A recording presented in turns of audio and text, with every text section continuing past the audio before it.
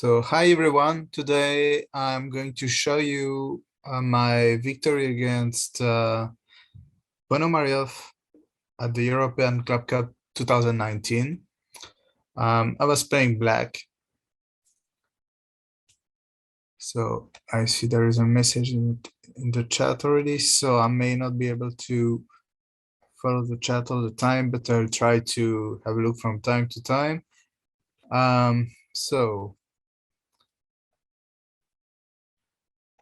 So Ponomariov, who has been FIDE world champion, whose rating is close to 2700. So I was playing black. It was a difficult game. I was awaiting a tough fight, and it was a tough fight. So white does I'm trying to play moves, but it's wait. Okay, now it started. So I decided to play a classical Sicilian. So with 4 knights and the pawn on d6, not a knight dwarf with a6. I decided to go for this Sicilian. I have played quite a few. I have played quite a few Sicilians in my life. I mean the knight dwarf as well, the dragon, the Zveshnikov, the Kalashnikov. I've played many, and for that game I decided to play the classical Sicilian. And yes, as you're saying in the chat, after bishop g5, this is a Richter rouser. I played e6, and here my opponent surprised me with queen d3, which is highly unusual, at least used to be highly unusual in this position. Queen d2 is a move that everyone plays, basically. The queen on d3 looks a little bit awkward, but actually it's a very interesting move, and it's very trendy now in the Sicilian, also against the Taimanov, and even sometimes against a knight dwarf, to put the queen, to move the queen to the third rank in order to get it to g3 in many variations. So, for example, queen f3, I mean, bishop e3 and queen f3 has become one of the main line in the Taimanov. So the Taimanov is this one, and here, of course, everybody was, or knight f6, for everybody was playing f3 before, and then recently queen f3 became a very popular move with the same idea of castling alongside. And white wants to play queen g3 and play a favorable ending with the h file open and a possibility to put pressure on the king side. So the topic, as you're asking in the chat, is just, I'm just showing one of my best victories. This is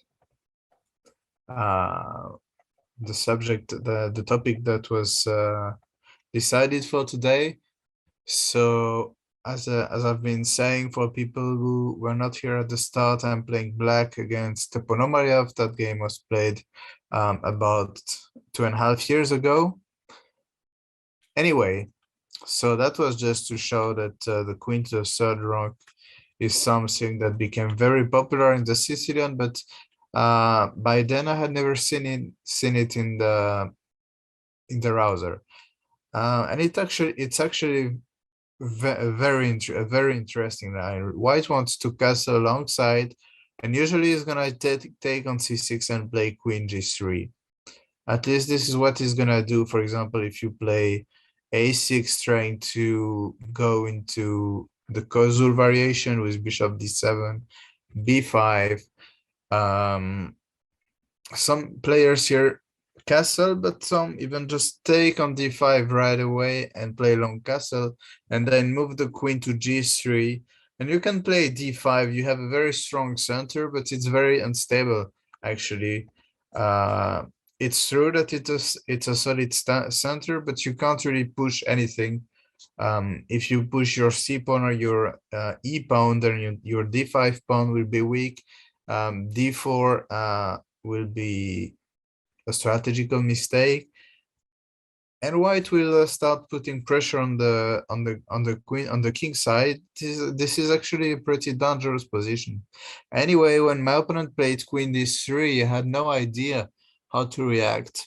The rouser is one of the Sicilians I've played the most often in my life, so I know quite a few variations against queen d2. Most of them starting with a6. For example, queen d2, a6, then knight takes d4 and b5, or bishop d7 and b5, or knight takes d4 and bishop e7. I mean, there are many lines, and so I will answer one more time because in the chat someone is again asking the topic. I'm just showing one of my best victories today. So against Ponomariov with the black pieces. So I was during the game. Of course I couldn't. Don't worry, Austin. It's fine. So when my opponent played queen d3, I actually and I was thinking what should be the smartest way to react, and I decided to go for queen b6, which is one of the lines I play against queen d2.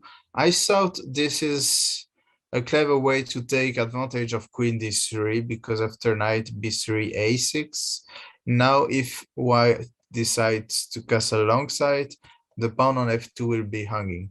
So I thought I did not see any other way to take advantage of queen d3, because you don't really want to play knight e5. At first, it may seem like the queen on d3 can be easily attacked, but it would just move and then f4, and you have to move away, and it doesn't really make sense for black.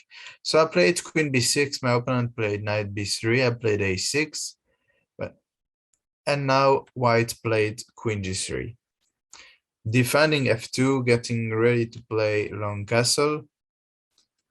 So here I have a choice. I can play bishop e7, bishop d7, queen c7, different options, but I decided for queen c7 because I wanted to keep the option to develop my bishop on b7. And I thought bishop b7 is not very useful because I wanted to take, in case of bishop takes f6, I wanted to take back with a pawn, and then I'm happier with my bishop on f8. So I played queen c7. Now now bishop b7 could be my next move, because if I played bishop b7 immediately, I'm not sure if that would be good for white, but here this would have to be considered, of course. I mean, a pawn is a pawn. I think there would be compensation, maybe just bishop e7 or bishop e5 or something. But okay, starting with queen c7, it's clear that I'm threatening to complete my development with bishop b7 and short castle. So my opponent took here on f6 and just played bishop e2. In case of long castle, I would play b5, b4, a5, a4. The pawns would come quickly, so bishop e2, I think, is a good move, and it may sometimes threaten to put the bishop on h5, and it can be pretty annoying there, because sometimes, well, first of all, sometimes black likes to play h5, h4 just to expand on the queen side, on the king side, and it also puts pressure on f7. So for example, if I play bishop d7, then long castle would become impossible.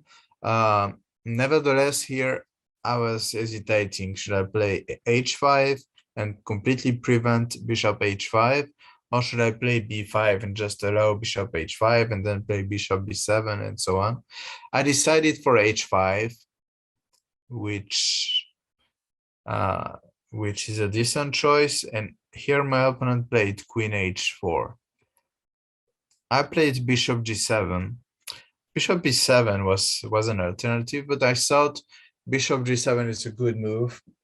The only problem is that d6 is less protected, but if nothing, if white is unable to manage anything concrete, then my bishop is much better placed on a g7, because one day my goal will be to push f5, even at the cost of a pawn sometimes. If I can play b5, bishop b7, castle alongside, then I won't mind playing f5 and just sacrificing a pawn if I can open the long diagonal of my bishop.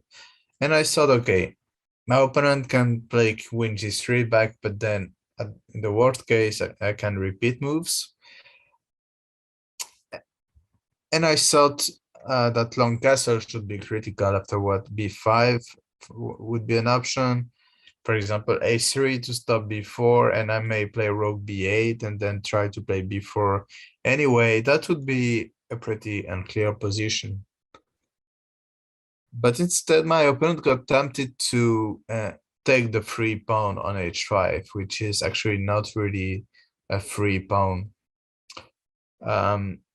White's next move here, if I do not move anything, or if I play something like b5, is pretty clear. White wants to play queen g3, just unpinning the bishop, and then the bishop would move back. And well, I would still have a bishop pair, it would still be a game, but that would be an extra pawn for white. Knight b4, white would just castle alongside, that would not do much. I mean, even castle short side, I'm not so sure I want my knight on c2 with rook c1 coming in problems along the c5. But here there is a very strong move for black, which has just been suggested in the chat, which is the one I played in the game, king f8. And king f8 is extremely annoying for white. Now the bishop on g7 is protected. So if white wants to get rid of the pin, he will have to play either to play g4, which is extremely ugly, because then the bishop is trapped on h5, but also then my knight may jump here and there, and the white queen on h4 is also out of play. And I mean, my counterplay is coming very quickly, and white could very soon be in huge trouble. So g4 is not something you want to play, even if, well, that's the only way to make sure you will never ever lose the h5 bishop, but it's a very ugly move. And otherwise, white needs to play queen g4, but of course it's a lot of time. You need to first remove the queen somewhere on the diagonal and then the bishop. And it's, I mean, while queen g3 was very harmonious, just queen g3, bishop b2, and so on, queen g4 is not harmonious at all. So it actually might have been the best move objectively, but I think after knight e5 followed by knight e4, putting pressure on b2, I mean, I think black is already almost clearly better.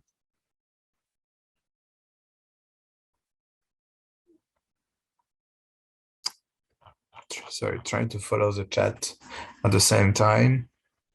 So here as knight e5 is definitely a problem for white. My opponent played f4.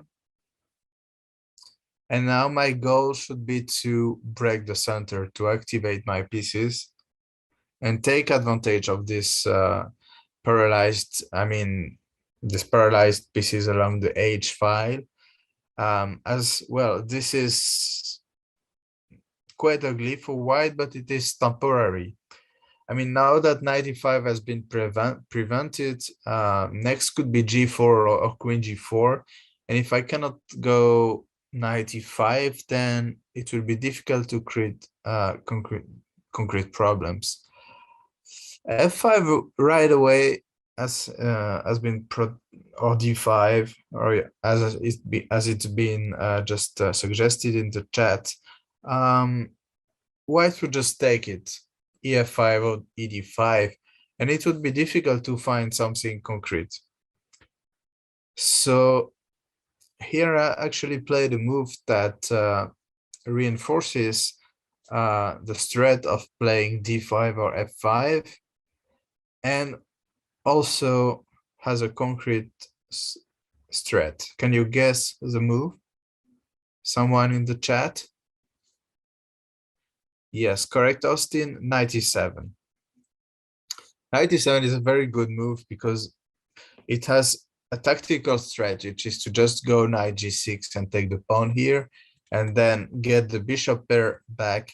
And with equal material and such a strong center, a very nice square on e5, then my position would just be great. And the positional strategy is to play f5. Now my knight is protecting it. The bishop gets, the diagonal gets open. b5, b4 is coming, and this could quickly turn to a nightmare for white.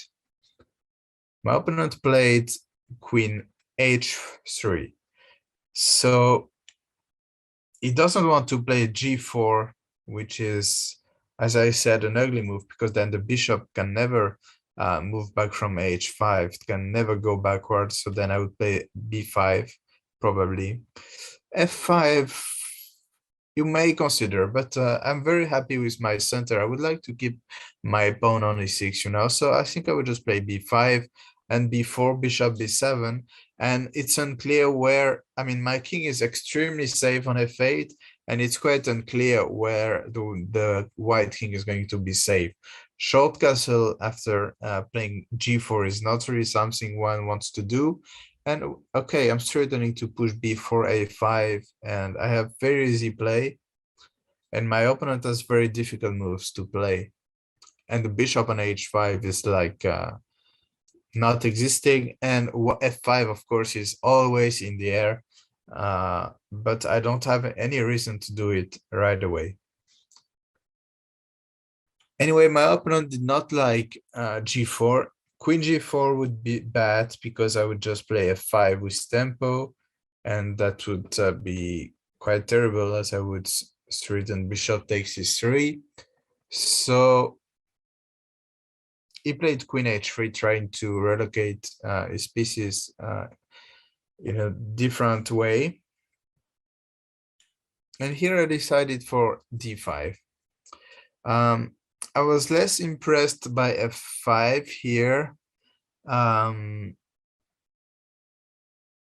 can't exactly remember why, because f5 looks like a decent move, but perhaps white would just take and then castle. Well, f5 looks very interesting as well here. And I also very strongly considered to just play b5, to just play on the queen side, because white needs a lot of time to relocate his pieces. There is no harmony in the white position, and I want to play b4, bishop b7, a5, and so on. But okay, I thought with the queen standing temporarily on this diagonal, I should somehow take advantage of it, and I played d5, which here I considered stronger than f5, because after ed5, which was actually the correct move, I thought queen takes f4 was completely crushing. I thought, well, I'm winning this very important f4 pawn. I'm straightening queen e5 check, winning the h5 bishop. I'm also straightening to just take back on d5. I thought this is just a disaster for white, but actually the engine the engine then showed queen g3, which I did not see in the game. Neither did my opponent. A very strange move, but it solves the tactical problems. There is no rook takes h5. There is no queen e5. So, I mean, that's the only way not to lose a piece. I'm not saying that white's position is good here, but this is not a win for black, let's say. So actually here, it could be that this would be better. And after knight takes, just pawn takes. Queen f3, and just develop my pieces, castle, and take the pawn, something like this. I'm going to npin and then put my bishop on e4, then play f5, and I have very strong pieces. I have a very good coordination. I think this is just a very good position for black. But this is how white should play. And I have zero doubt. I mean, I'm pretty sure that my opponent did not take on d5, not because of knight takes d5, but because of queen takes f4. And it's very likely I would have played queen takes f4 because I missed this queen g3. I don't know if I would have seen it. And my opponent played ed5. Would I have seen queen g3 or not? I don't know. Anyway, it's not like queen g3 would be a disaster. I even think that black would still be better after that. But as I said, white would survive. But well, being afraid of queen takes f4, my opponent decided to play short castle to protect the f4 pawn. I think that's the move that 95% of people would play. Just defending the f4 pawn and castling, finally castling.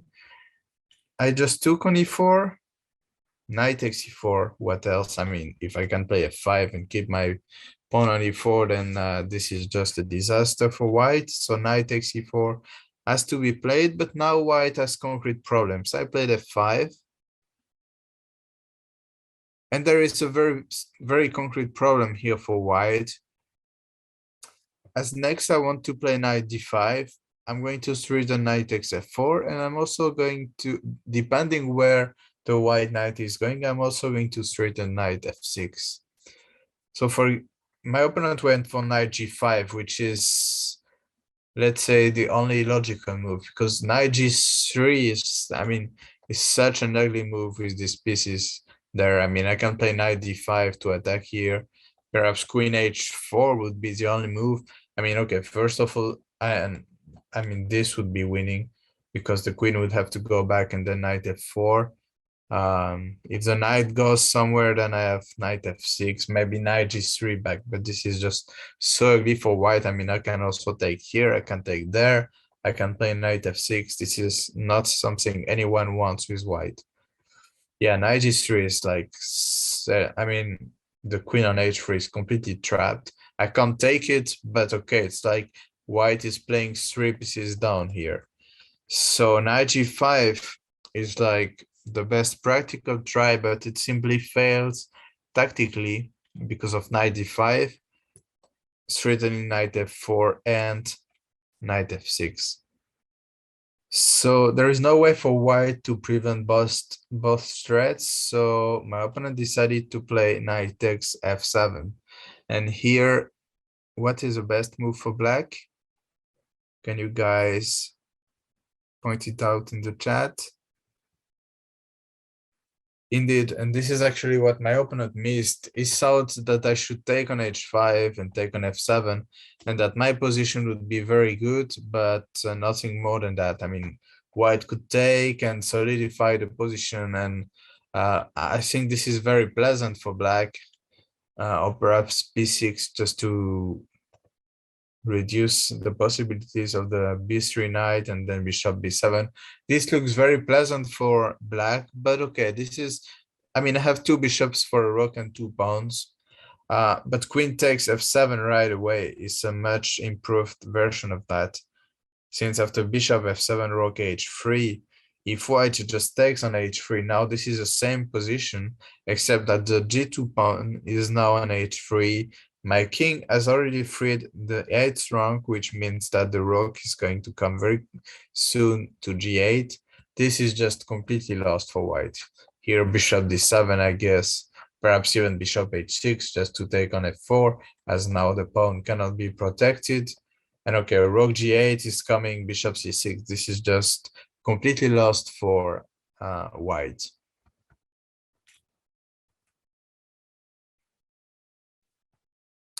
So there my opponent decided to, I mean, g8 freaking f7 is so easy that he decided to try to complicate the position. He played bishop takes c6. Of course, bishop takes c6. I mean, even that is extremely good for me, I think, with rook g8 coming next. But now I just want to collect even more material, so I took on b3.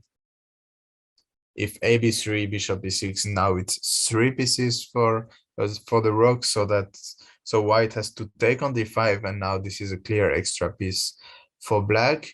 Not clear because there are 2 pawns, but it's an extra piece, and it is very good news for me that the rook can't be trapped, because I would just take and then take on a1, and that would just simplify the position and make my life easier.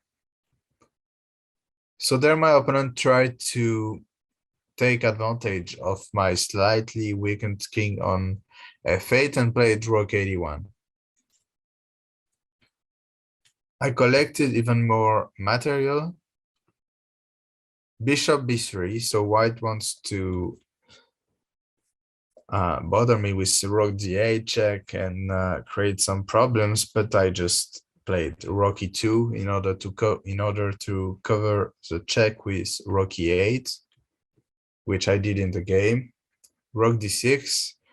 I mean, any trade would be good for black, so white has to try to keep a little bit of pressure. Obviously, white is completely lost. He's a piece down for just 1 pawn, but I still need to develop my queen side. This is the last chance for white to save the game, to try to create some practical problems.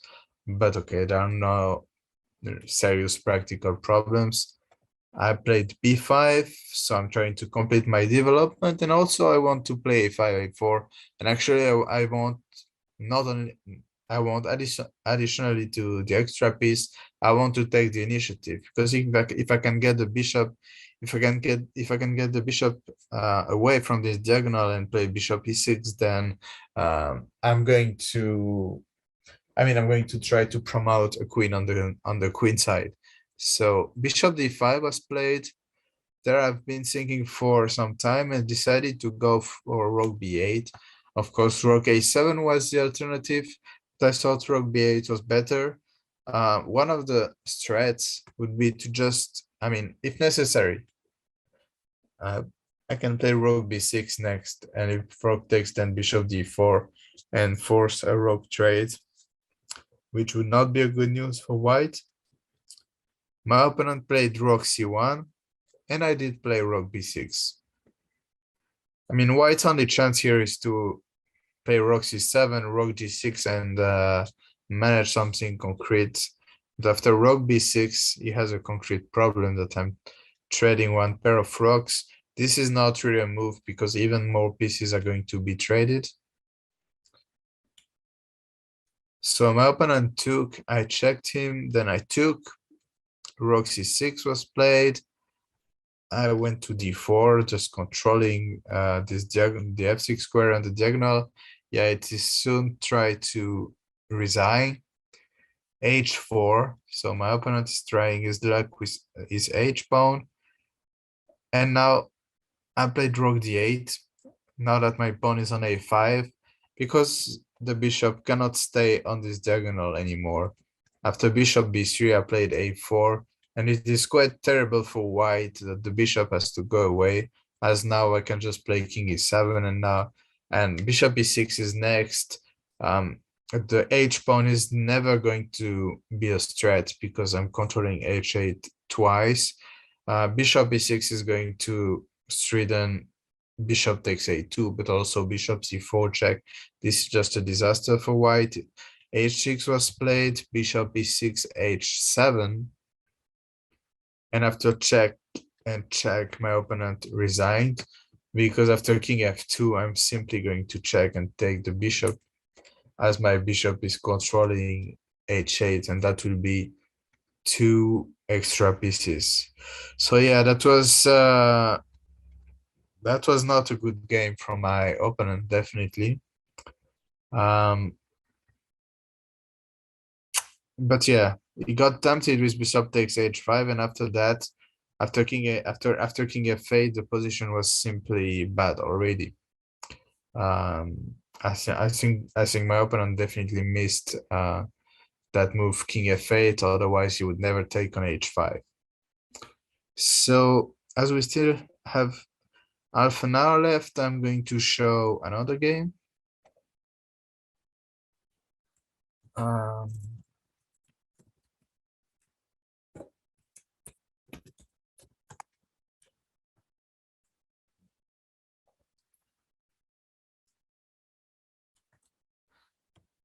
So I was playing against Razantsev with the black pieces.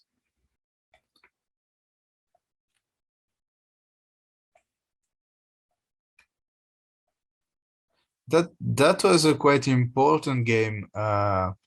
It was French league. It was not a very important game for the team, as it did not change very much in the rankings. But it was a quite important game for me, because that was the last game before the federation decides on the French national team. And I mean, it was very shaky who would be the fifth player at the time. Would it be me, or would it be another player who had a similar rating? So that game was quite important, because I knew that if I would do well in that game, then I would probably be picked in the team, because the other player who was a contender for the French national team, I didn't play it very well in the French team championship where this game was played. So I was already quite convinced I would be in the team, but I thought, okay, if I can play this game well, which was the last round, then that would basically ensure my place in the French national team. So that was a very important game for me.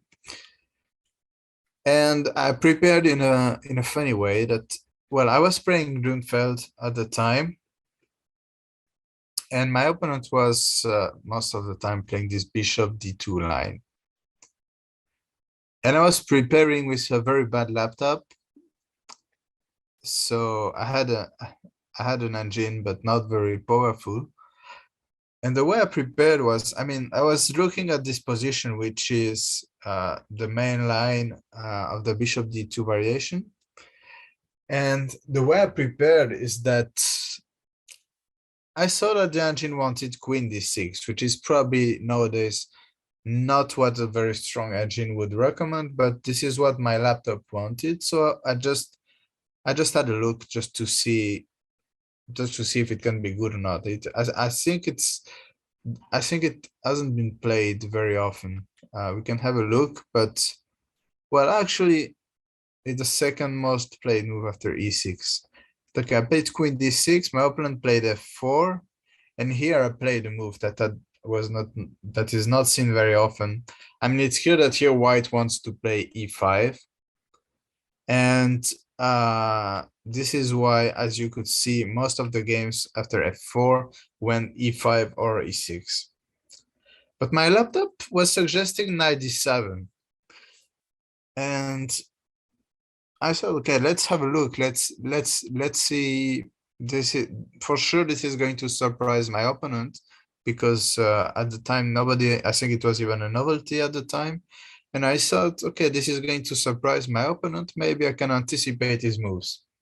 And the way I prepared was, what would I play if I were white in this position? Definitely e5. I would do queen c7. Here, something extremely important is that white cannot consolidate his center with c4 because of knight takes c5, and then queen takes and queen takes a1. This is very important, because my next move is going to be c4. If white had time to play c4 as well, then I would be completely crushed in the center and I would have no counterplay. So this is the first important thing in the position. So my preparation was, what would I play if I were white? Of course, I was helping myself when preparing. I was helping myself with the engine, but as I said, the engine was not very strong. But I thought, okay, knight f3. I thought, okay, knight f3 here is definitely a possibility. But I thought, with all the black pieces, with the center completely controlled by white, and all my pieces standing on the queen side, I thought that h4 is a move that I would play if I were white. I thought h4, h5 looks very strong. Then takes f5, queen h6. The attack is coming very quickly, and knight d7, queen c7 looks pretty ridiculous.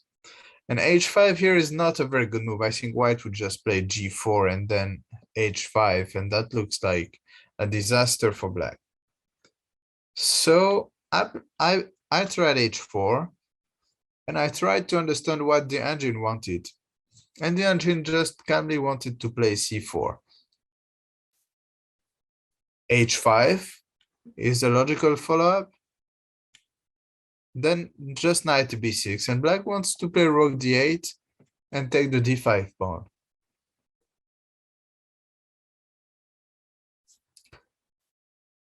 I thought knight f3 is a natural move. White should bring more pieces into the attack. I'm not too afraid of this, as I can just recapture with the f pawn. That's going to activate my f8 rook, and I mean, next could be bishop f5 and perhaps rook ad8. It will be very difficult for white to continue the attack. I agree with your comments that white looks crashing, but here is not better, actually. The engine was right. I was preparing. I saw knight f3 is a move that most people would play. Now rook d8 is not so good anymore. I think probably because of something like f5. And then queen h6 and knight g5, and the attack is coming very quickly. We can put an engine just to double check, but yeah. So he wants to take first. Yeah, is there? Yeah. Yeah, even that, you see, the engine is not 100% convinced. But okay, stuff like this. I need to play e6, allow d6, queen g7. I mean, even this is maybe playable, but well, it doesn't look. I mean, if I can trade queens, I mean, on the long term, this could be weaknesses as well. So I don't, well, doesn't change. You're asking the chat, well, why not Stockfish? When I use cloud engines online, I use Stockfish, but on a laptop, it doesn't change very much. I mean, any engine will propose similar moves. I mean, this is anyway not very powerful. Well, I normally use ducats, but okay, here the goal is not to have a computer session. We're trying to think like humans, so we're not going to use a cloud engine, and we would not do even for free. We are trying to just think like humans. We don't it I mean, we don't really care what a very strong engine would say here. I mean, you are very welcome to double check it after the class, of course. But now we want to think with our brains. So I just switched on the engine very quickly, just to try to remember why the engine wanted bishop g4 and not rook d8. But generally, I do not want to use engines during my master classes. Anyway, bishop g4 is pretty natural. Before white has time to play f5, queen h6, knight g5, I want to eliminate knight on f3. And again, I thought here, if I were white, I would take and play knight g5. That looks extremely natural. I mean, just preventing, just not trading the knight, attacking h7, and the attack looks quite crashing. But the engine just plays rook ad8. He wants to take on d5. d6 only move. After any other move, for example, after this move,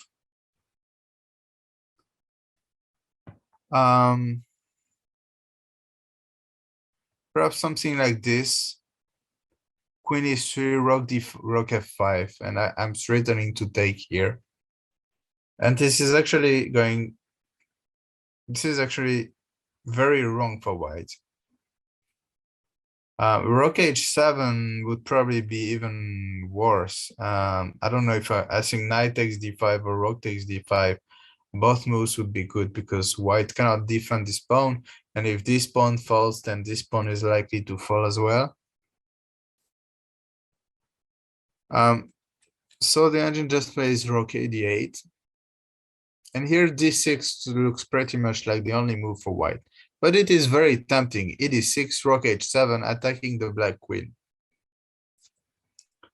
Queen c5.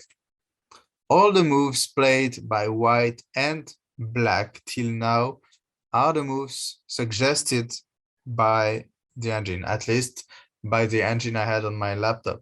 So the position is unclear, but the difference was that I knew exactly what was happening. I knew the evaluation of the position, and I had an extra hour on the clock because I had prepared everything.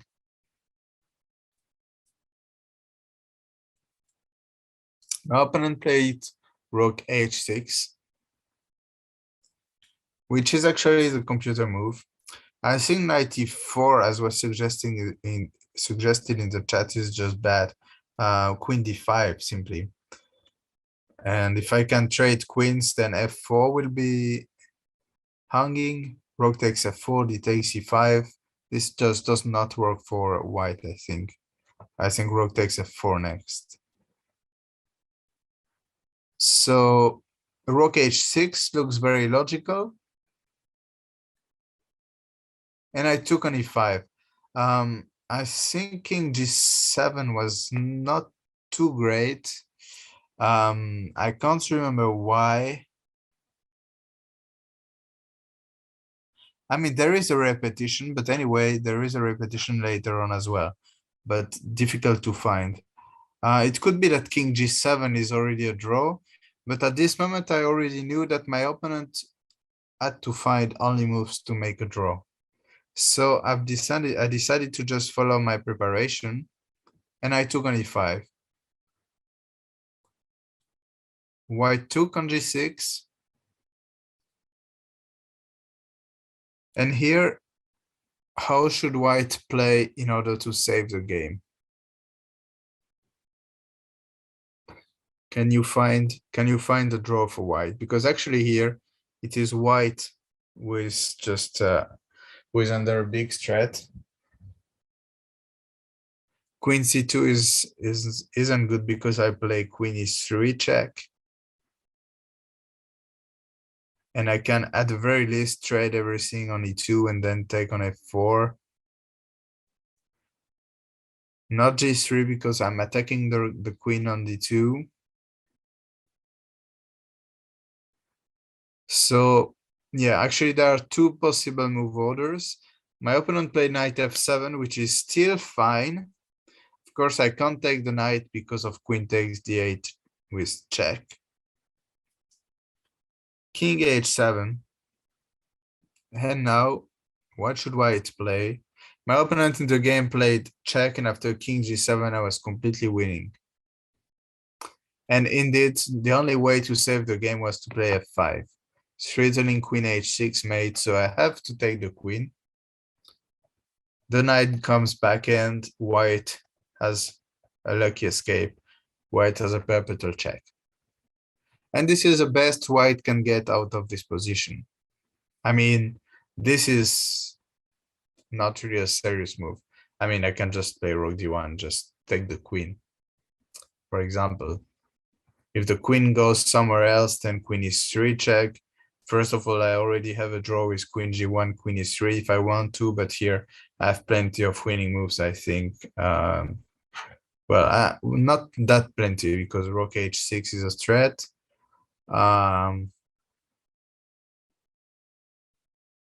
So what would be the strongest here? I think there are many moves, even bishop f5, for example, and check here, and just everything is hanging in the white position, and actually the white king is weaker than the black king. So yeah, f5 was the last chance for white to save the game, and of course at this moment I was dreaming that my opponent would not play it because I was still in my preparation, and my opponent had like 1 minute on his clock. I thought, well, if he doesn't find f5, then the game is just over. And I also knew that f5 was the only move in the position, because although it could be that we haven't played all the best moves from the beginning, in my preparation, I had managed to anticipate my opponent's moves, simply because I think these are the moves that I would play if I were white, h4, h5, and so on. And I mean, trying to find the human moves, plus the help of a random engine, I could somehow just beat. I think that was my first victory against the player rated over 2700.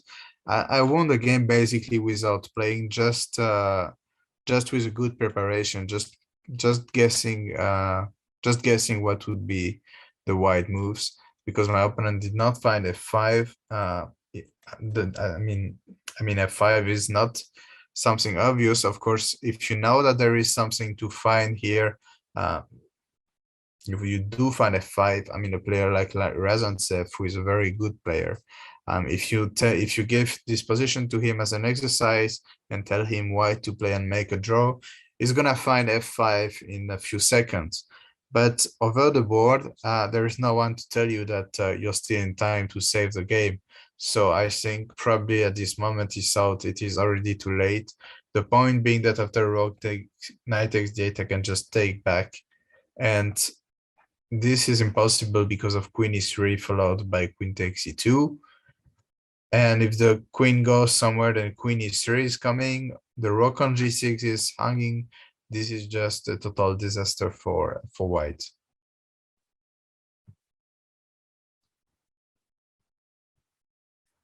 So here rook h6 was played, king g7, but then now that the knight is on f7, there is no draw anymore. Knight takes d8, I took on d8. And here my opponent played rook h4. He does not really have a move here. If he just goes, if he moves his queen somewhere, like queen c1 or queen f2, then I would just trade queens on f2 and take the rook on h6. I mean, this is an extra piece, and the attack is rather on my side. So white position is hopeless here. Rook h4. So my opponent tried to sack his queen to get a bishop and a rook for it. Materially speaking, the position is still equal. That's 2 rooks and a bishop for knight, queen, and 4 pawns each. But of course, here the white king is very unsafe. I gave a check and played knight d5. I'm basically threatening to take everything. Queen e3 check, and then depending where the white king decides to go, I will take on c3 either with the knight or the queen. My opponent played rook h1. I played queen e3 check, took on c3, went back to e3, and now just took on f4. My opponent gave a few, well, he can give a few checks, but okay. I'm just going to bring my king to f5 or to d5. I mean, the checks are not going to last for very long. My opponent took, and after a few checks, he took. I played c3, and okay, obviously my pawn is going to promote, and there is no chance for white to save the game. So what's mostly interesting in this game is the preparation aspect. This might be something that is more, I mean, this is something that is more difficult to do now than it was at the time of the game. I think 2012. So that was 10 years ago. So there were no cloud engines like now, or perhaps there were, but they were not that popular. And now, of course, everybody is using them. So it could be that the line that I played in that game is refuted. I don't know, because I'm not playing the Grunfeld any longer at the time, at the moment, but it could be that the line was objectively wrong.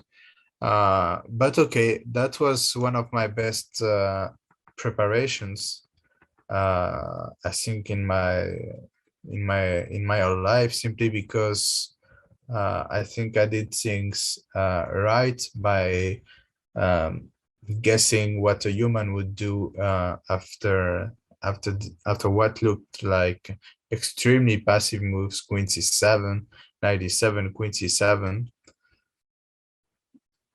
Yes, that's correct. As you're saying, the first time I beat a 2700 was 2 years before I reached 2700 myself. Unfortunately, I didn't keep 2700 for very long, but anyway, well, the fact I guessed my opponent's move and could win the game, because it's basically like I was playing the game with a computer, because I did not play a move myself in that game, except the last ones after my opponent blundered. I just played my preparation, and then when I had to play by myself, I was already completely winning. So that does not mean that I am stronger, that I was stronger than my opponent. I simply out-prepared him in that game, which can happen. I mean, it also happens the other way around, that some players rated with a lower rating than mine over-prepare me. That happens. This is this happens to everyone. And well, in that game, the thing is that there were not like thousands of options for white. And once my opponent played h4, I was pretty convinced that he would just play what I had prepared until the end, because then all the moves, h5, knight f3, knight g5, and so on, these are just, if you play h4 and then don't continue the attack, then it does not make any sense for white. And I was myself surprised. I remember when preparing for the game, I thought knight d7 and queen c7. What is this? This looks so ugly. But then when analyzing it, I found out that it was very interesting with rook d8 coming, problems on the d5 pawn, and in the end, white is the one to have problems with his king that remained in the center. So anyway, little bit of luck, of course, that my opponent just played exactly what I prepared before the game. But sometimes that's well, sometimes that's the best way to prepare, to try to, to stop focusing on the engine. How many times? This is something so usual that people get better positions because they prepare with cloud engines or very strong engines, and the first chance that the opponent makes, they don't know how to react. This is something so typical that sometimes it is just better to think with your brain and to have a weaker computer and to just try to guess what your opponent can do.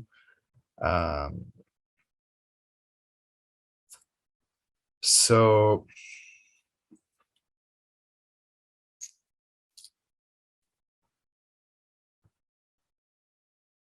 well, play more careful with white, as you're saying in the chat. Of course, you can play more careful with white. Of course, if a player like Razantsev had decided to play careful with white against me, it is very unlikely that I would beat him, because it's becoming more and more difficult to win games, especially with black. But here, this is somehow what the position is calling for, e5, if you play f4 and your opponent allows e5 and you don't play it, then okay, why do you play f4? white just played according to the position, but it was somehow working for black. So is there any question about one of the two games? How long you should prepare for every game? Well, that depends. I mean, the best is to work at home and then to save your energy for the games so that you just have to repeat files. Depends on everyone. I mean, I know players who don't like to prepare too much during tournaments, just like me. I like to save my energy for the game. I think it's better to do the work at home and then only briefly recheck your files during tournaments. But I also know many good players who don't manage to go to play if they, who spend hours and hours every day preparing just because they want to make sure that they remember everything when they arrive at the board, and they need to be confident and work a lot during tournaments. Of course, top players can afford to have seconds, to have trainers during tournaments. But of course, this is very costly. So this is something that only top players can afford.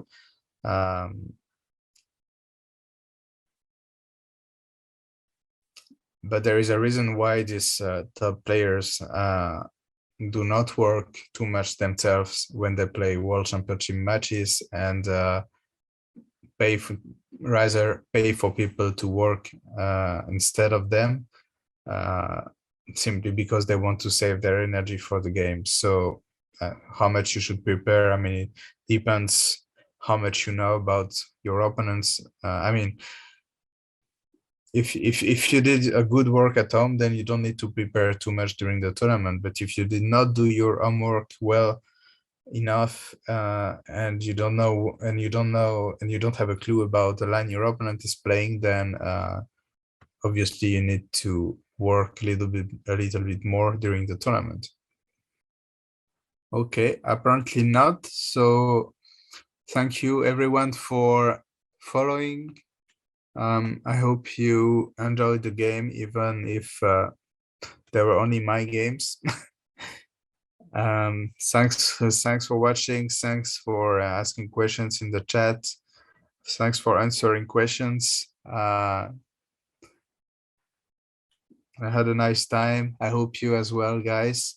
And see you, I don't know when, but see you perhaps in a few weeks.